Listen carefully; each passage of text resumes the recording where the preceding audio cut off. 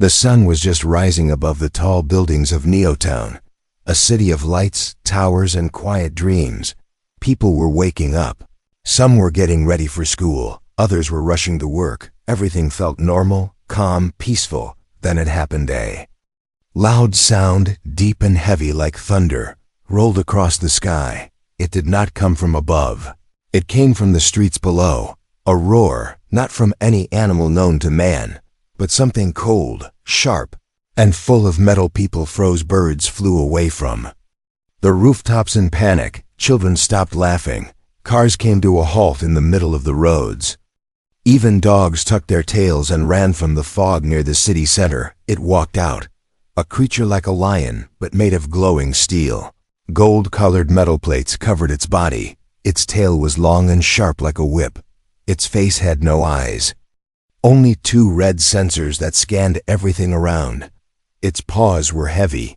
Each step left cracks on the road, and when it opened its mouth, glowing wires flashed inside. The Robo-Lion had arrived. A man on the sidewalk pulled out his phone to record. But before he could even aim it, the lion growled. One flash of light came from its chest. The phone melted in his hand. The man screamed and ran. The people did not know what to do. They ran in every direction.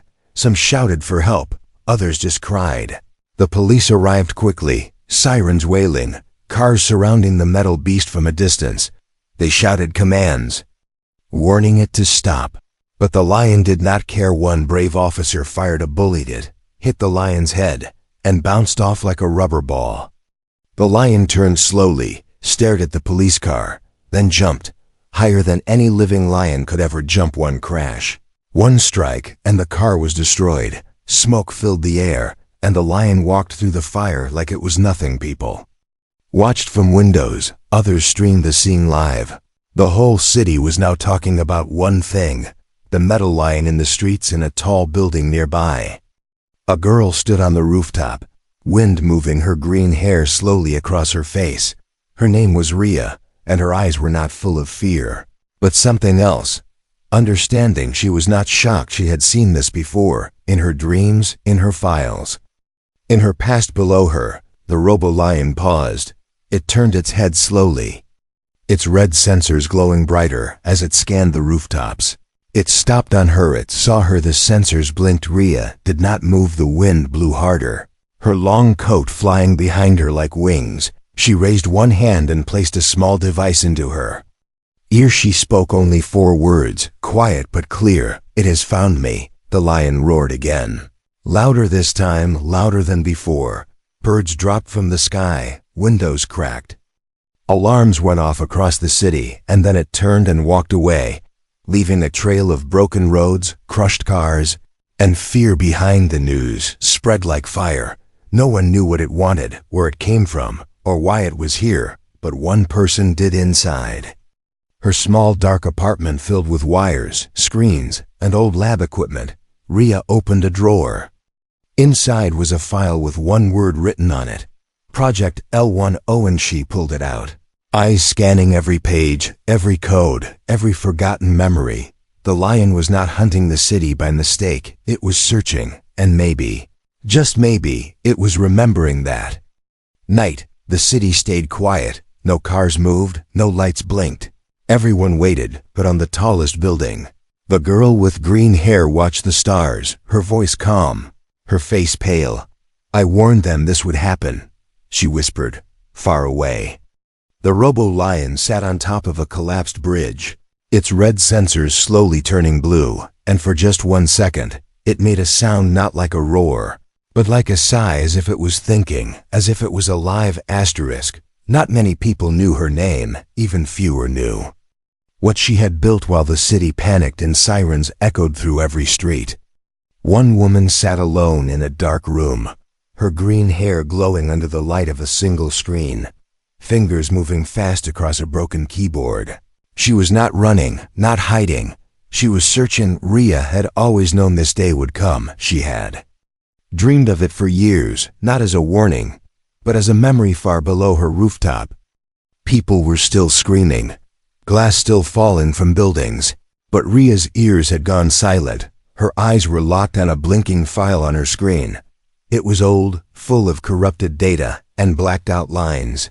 The name of the file was Lion_Heart V1 She. Whispered slowly, like reading to a child, L1 on. You were never just a weapon. Were you? The screen flickered. Then a voice came through her earpiece, weak, static. Panicked. Is it active? Rhea replied coldly. Yes, and it looked at me. The line went dead. She stood up, walked across the room to a metal cabinet, and opened it. Inside were papers with bloodstains, tools with rust, and a glowing piece of metal shaped like a lion's tooth. She picked it up carefully. Her hands shaking for the first time. Memories came rushing back like a flood years ago. A lab underground. White coats, machines humming softly, and in the center of it all, a young golden lion made of wires and code, just a baby, walking slowly beside her, curious, loyal. Innocent. They called it Unit 1. Rhea called it Leo. It had followed her voice back then. It had responded to touch. It had blinked when she smiled. She had trained it with laughter, not fear, and for a while, it had loved her like a pet loves its owner, or maybe more, but the company wanted something else. They added weapons, removed feelings, gave it orders to kill. Rhea had screamed at them, said it would break, said it would remember everything. They did not listen, so she ran. She left everything behind, the lab, the files, the lion, even her name. But the past does not stay buried forever. On her screen now was a new map, red dots blinking across the city. People marked as targets, all of them connected to the original project. Engineers, scientists, guards, and next to each name was one word, hunted one by one. They were disappearing. Rhea zoomed into the last known location of a man named DRN. His dot vanished just minutes ago. That made 6. Her name was 7th on the list. She turned quickly and opened a drawer, pulling out a metal band and wrapping it around her wrist. It was old tech, a blocker, designed to jam signal tags. She looked in the mirror. Her eyes had grown colder, but her green hair still burned like fire outside. The city was being locked down. Military trucks rolled in. Drones filled the air. News reporters spoke from behind armored glass. But Rhea knew one thing. None of them could stop what was coming. Lion was not just hunting random people. It was hunting its makers. It was hunting memories. It was hunting here on the rooftop again. She stood still, wind blowing fast, city lights flashing below like broken stars. And then, in the distance, she saw Ide, golden shape walking through the fire like a ghost from the past, the Robo-Lion, its metal body still shining, its scanners glowing red, its tail twitching like it remembered something. It stopped, turned its head slowly, and looked directly at her. Not a glance, not a scan, a stare, deep and long. And in that moment, Rhea felt it, a spark, a flash, not of fear, but recognition. She whispered into her earpiece again. It remembers. Below, the lion let out a slow, low growl, not angry, not wild, almost confused. It stepped forward once, then twice, then stopped again. Rhea did not run. She stepped closer to the edge, looked down, and said only 3 words. Words no one else would understand. I'm still here. The lion turned away, walked back into the smoke, but its sensors blinked, and for a second, turned soft blue far away. In a hidden lab full of screens, a group of people watched her image, her face, her voice. They had been waiting too. She's alive, one of them said. Another replied, then the real game begins. It did not run. It did not chase. It calculated. The Robo-Lion was not an animal. It was a map, a list, a living code programmed to erase every fingerprint of the past. By the time the sun rose again over Neotown, 3 more were gone, 1 found crushed inside a parking garage, 1 vanished without sound from his home, and 1, no body. Just a melted ID card in a puddle of black glass. The news called it a ghost. The army called it a threat. But the machine called them by name, one by one, and ended them all inside a silent room, covered with screens and old newspaper clippings. Rhea stared at the last few names left. 7 people, 6 now. She was the 7th. Every time one was removed, A red X appeared next to their photo, and the lion always appeared within 500 meters. Always after dark, always exact. This was not random. This was not rage. This was a mission. Rhea touched the side of her neck, just under the skin, a small scar. She remembered the injection. She had thought it was a vaccine. Now she knew better. They had tagged her, not just her, all 7 of them. Back when the project was still alive, the lion was following the signal, like a bloodhound, like a tracker, like a loyal weapon coming back to clean up broken orders across town. A man named K was breathing fast, hiding inside a metal safe built under his garage. He had once helped build the lion's sensory system. Now he was praying it could not smell fear. But the lion did not need to smell. It needed only code, its sensors. Picked up the old signal buried in K's body. The door to the garage exploded, then silence. Another red X blinked under Rhea's screen. Now 5. She stood slowly, walked to the window, and stared at the city below, no longer full of life, but full of watchers, drones, soldiers who did not know what they were up against. They thought they were hunting a machine, but the truth was worse. They were standing in front of something that used to feel, that used to learn, that used to dream, and something had broken inside it, or maybe it had remembered too much. Rhea opened a drawer and pulled out a small black box. It looked empty, but inside was a chip, cold and quiet. It was the lion's first memory, its first voice command, her voice. Singing, she plugged it into a speaker, closed her eyes and let it play. The sound was soft. A child's lullaby recorded years ago when the lion had first learned to walk. As the sound played, something strange happened across the city.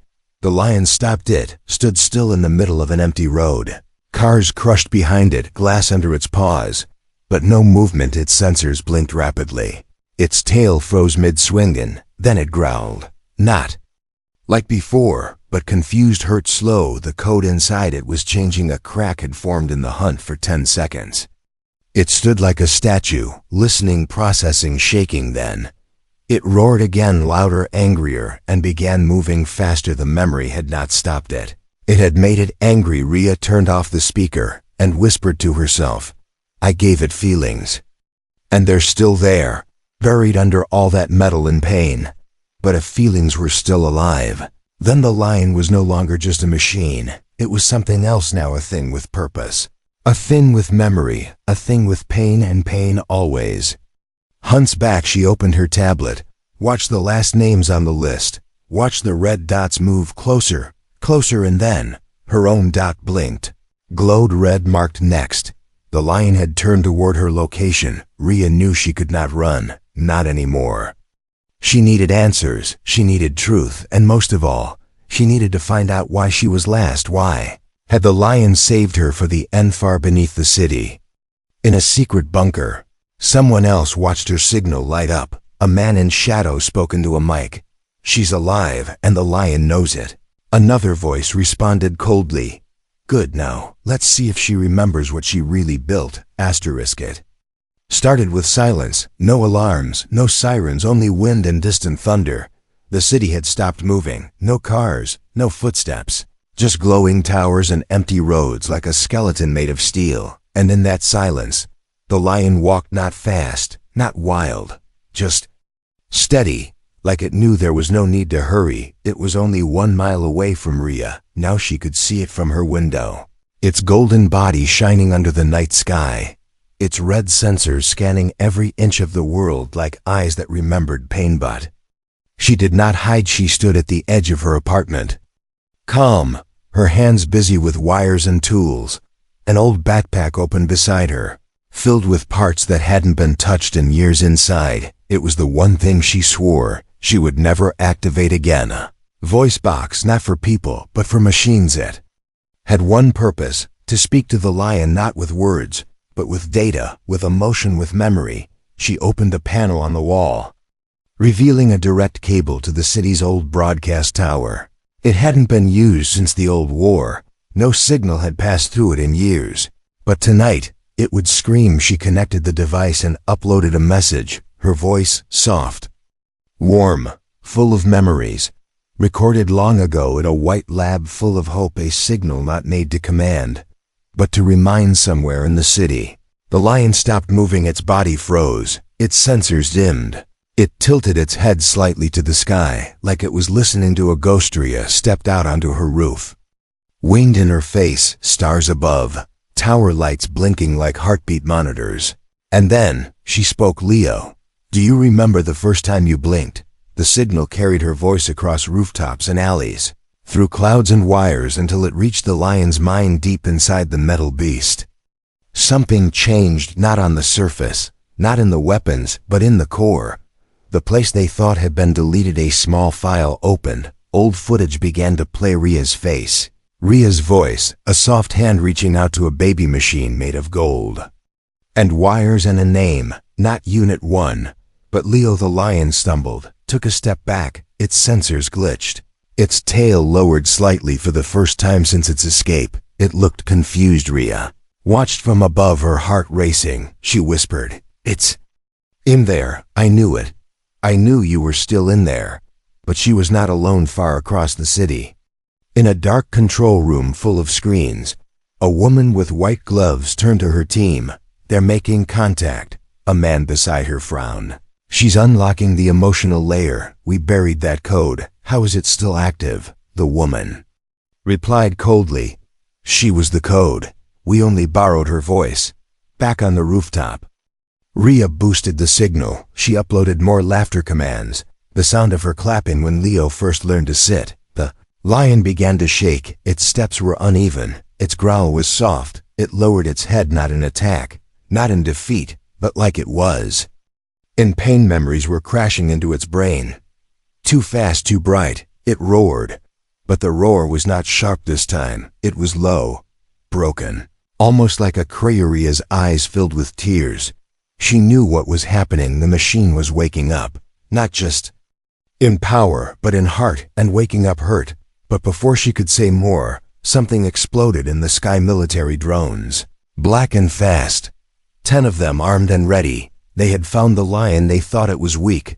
They thought they could end it. Now the first missile flew. The lion jumped to the side, fast, too fast. It spun, ripped a drone out of the air with its claw, smashed another with its tail. The rest opened fire. Flames lit up the city like daylight. Sirens returned, and the lion changed its sensors.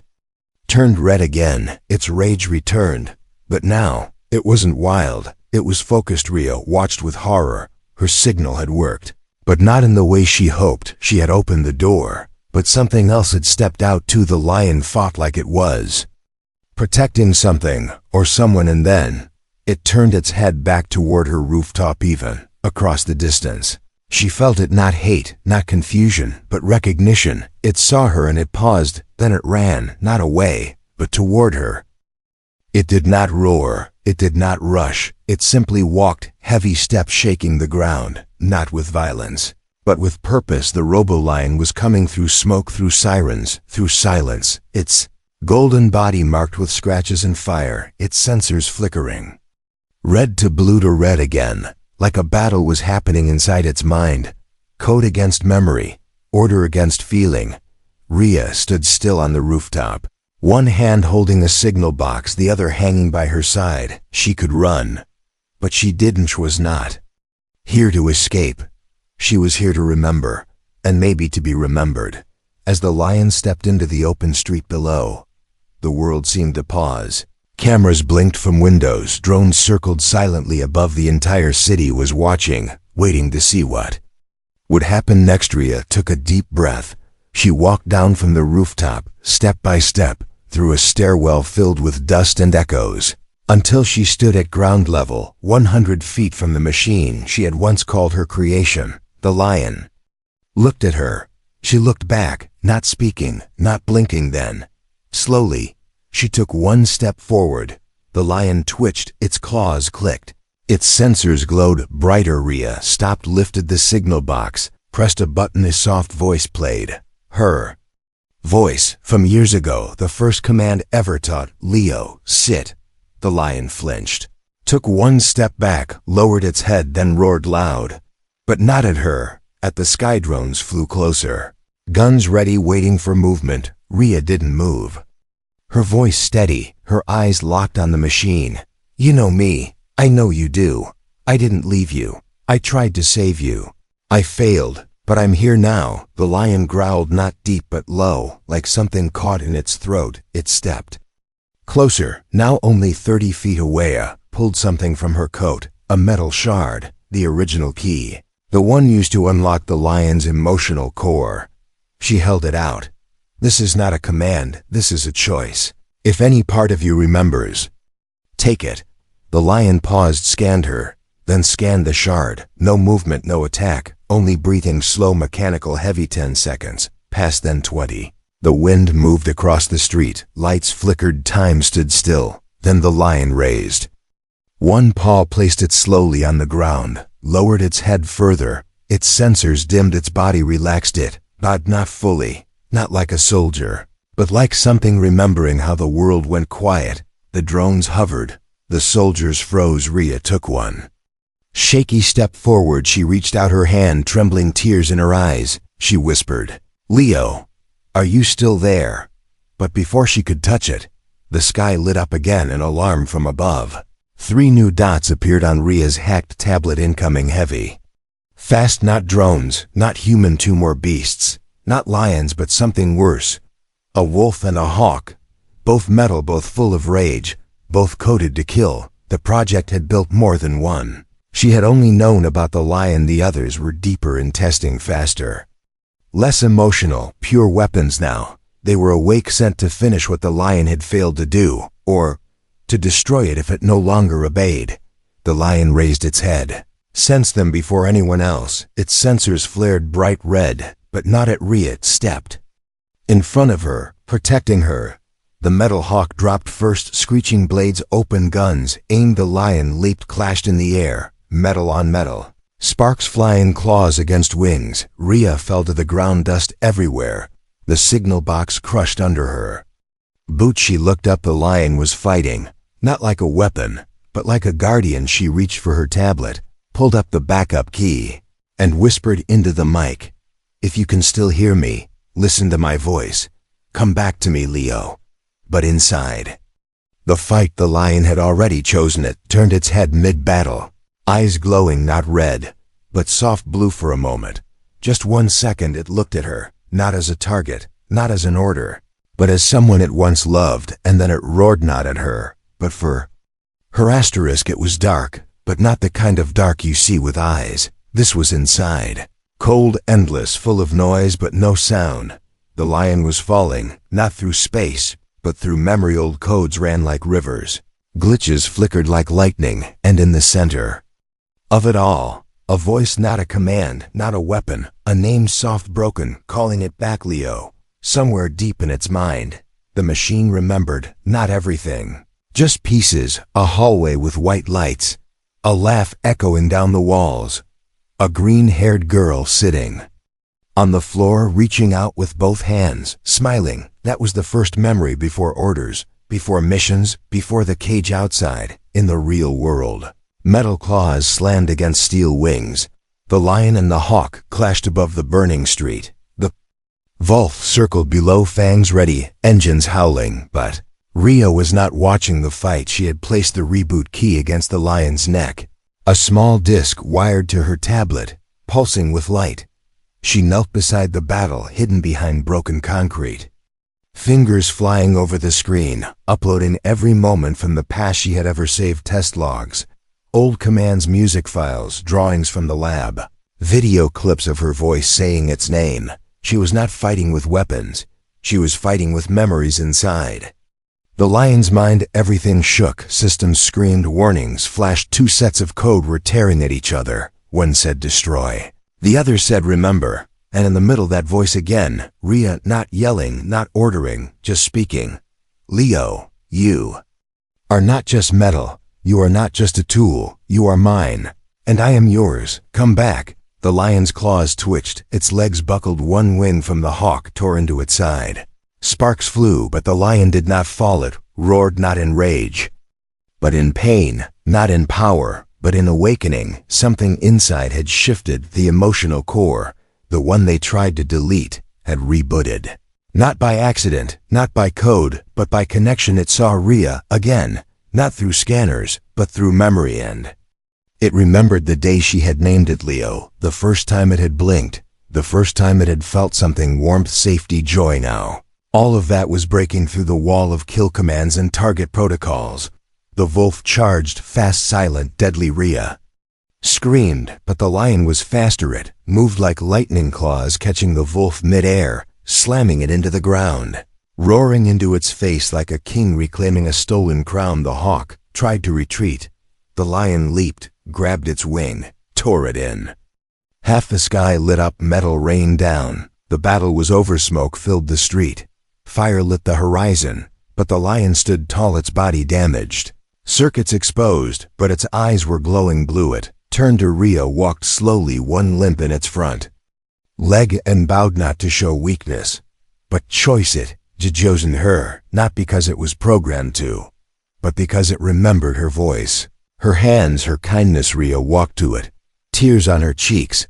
Her fingers brushed against its face, and it did not flinch. It leaned closer, and for one moment there was peace, then a sound from above, not a drone, not a beast, but something heavier, a ship, unmarked, silent, black as the night. From the shadows a voice echoed through hidden speakers.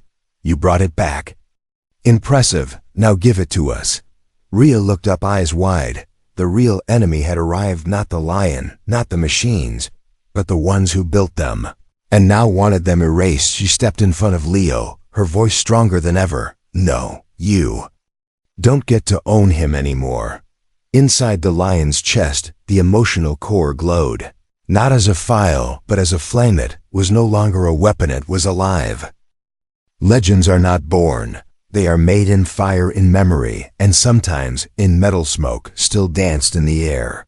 The city was quiet again, not with peace, but with the fear that comes just before the next wave. Rhea stood beside the golden lion, her hand resting on its warm metal neck. She could feel the energy inside it. Not wild, not broken, alive. Leo was no longer a machine, and no longer alone above them. The black ship hovered like a giant shadow, its lights off, its weapons hidden, but its voice cold and sharp. "You cannot keep it. It belongs to the program. It belongs to us." Rhea stepped forward, her green hair glowing under the broken sky, her voice calm but burning like steel. "No, it chose, and choice means freedom." The ship made no sound. Then, without warning, a beam of light shot down beside them. It was not an attack. It was a gate. From it walked a man in white suit, perfect gloves, shining face expressionless. He did not look like a soldier. He looked like a judge. "Gave it emotions," he said. "You gave it a heart. We buried that part for a reason." Rhea looked at Leo, then back at the man, and answered without fear. "You tried to kill its soul. I gave it back." The man sighed, then raised his hand. 3 new figures appeared behind him, black suits, silver eyes.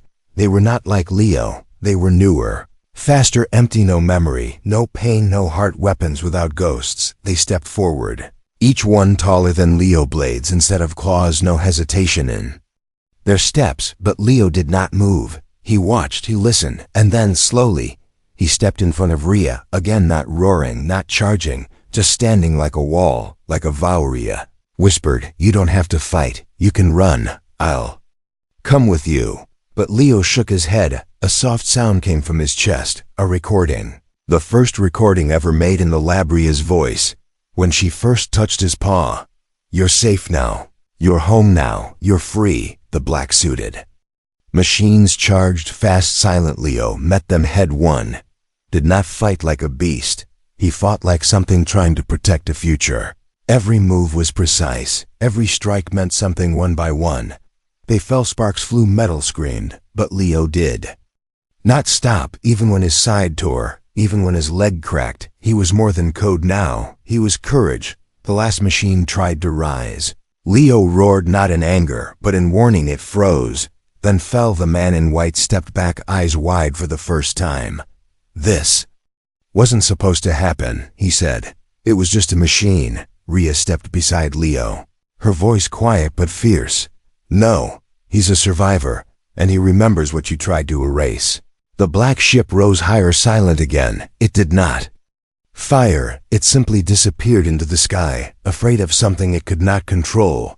The war was over, not with explosions, but with a choice. Rhea looked around. The city was waking up, people stepping out, phones recording, eyes wide. They saw the lion, bruised, broken, standing beside a woman with fire in her heart. And then Leo did something no one expected. He turned to Rhea, lowered his body, and bowed, not as a servant, not as a pet, but as an equal, as a friend, as something more than human and more than machine. Crowd watched in silence, and then they bowed too, not out of fear, but out of respect, out of hope. A child whispered to her father, "Is it still dangerous?" The man replied softly, "No, it's something new now."